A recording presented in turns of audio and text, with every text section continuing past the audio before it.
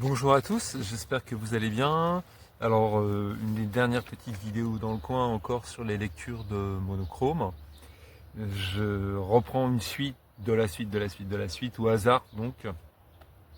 Alors, ne vous inquiétez toujours pas, si on raccroche pas les wagons, c'est normal. Eh bien, allons-y pour la suite des lectures vidasiennes. Comment faire quand on n'est plus à l'abri de rien? Il faut dire que Figol allait en se décomposant, ce grand sensible à des organes du cœur dispersés un peu partout, dans tout le corps. Il a des ramifications cardioïdes des pieds jusqu'à la tête. Figol a également une autre particularité. Il est une espèce d'antenne géante. Il perçoit la moindre douleur sentimentale, mais il n'est pas uniquement relié aux êtres de sa planète. Il est relié à tout l'univers.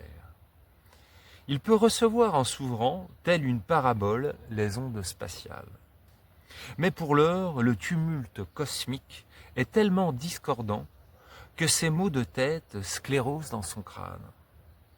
Figol a besoin d'un massage crânien pour dégager tous ces polluants qui envahissent ses ramifications cardioïdes en faisant appel à une experte de renommée mondiale, sa grand-mère.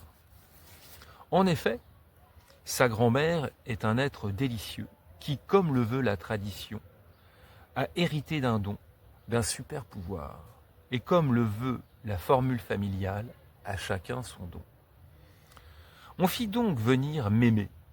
Mémé est parti en vacances en orbite au-dessus de nos têtes pour un long séjour d'une très longue durée, afin de s'éloigner des soubresauts destructeurs des grands ordonnateurs. Mémé a les cheveux bouclés, le teint joyeux, le regard profond et le corps solidement ancré dans le sol. Mémé câline son Figol en le couvrant d'amour, puis elle se met au travail, ses mains pleines d'un flux rédempteur, les mains s'activent sur toutes les parties de son crâne. Son massage crânien a des effets immédiats. La figure de Figol se transforme, elle s'allonge, puis il sourit béatement, du bonheur pur. Et dans un sursaut de bonne humeur, pour cet être rempli de vie, Figol a une illumination. Faire de l'optimiste une discipline sportive planétaire quotidienne. Dixit Figol.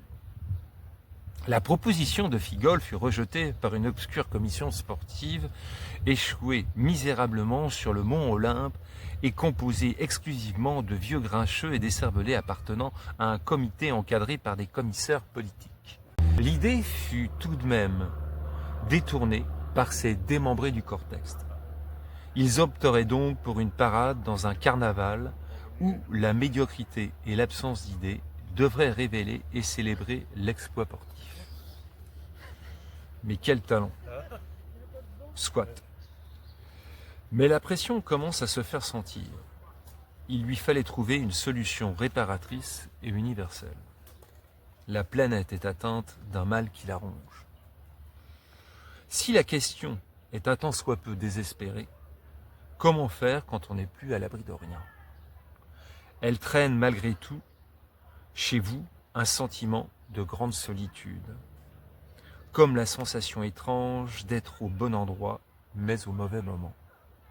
Mais si Figol est dans une position plus qu'inconfortable, qui évoque celle d'un contorsionniste complètement noué et bloqué, il a l'avantage d'être encore lucide face aux difficultés, alors que les autres sont toujours dans un état de déliquescence avancée. Certes, parfois la lucidité a ses avantages que la conscience voudrait ignorer.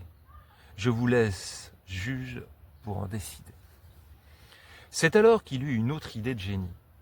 Il fallait mettre tout ce beau monde à table.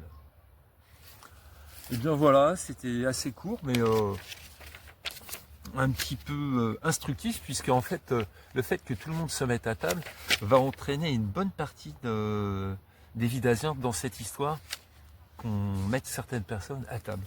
Voilà, j'espère que vous avez fait une bonne lecture, que j'ai pas eu trop de pain, comme on dit, en parlant pour lire cette histoire. Je vous dis à très bientôt.